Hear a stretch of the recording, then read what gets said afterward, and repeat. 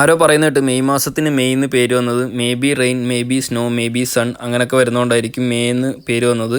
എന്തായാലും ഈ വീഡിയോ ഇടുന്നത് ഇപ്പോൾ ജൂണിലാണ്, മെയ്യിൽ എടുത്തു വെച്ച വീഡിയോ ആണ്.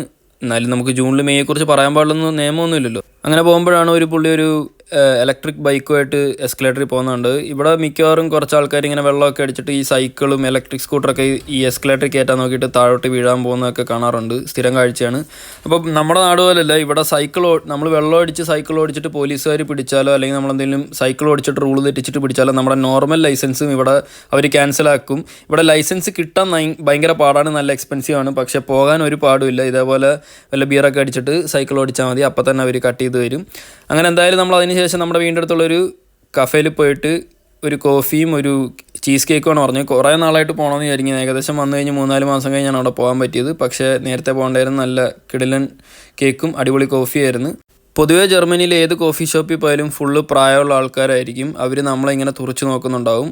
അപ്പോൾ ഈ പ്രായമുള്ള ആൾക്കാർ അവിടെ രാവിലെ വരാനുള്ള കാരണം ഞാൻ അടുത്തൊരു വീഡിയോ പറയുന്നതായിരിക്കും. പുതിയൊരു വീഡിയോ കാണാം. ബൈ.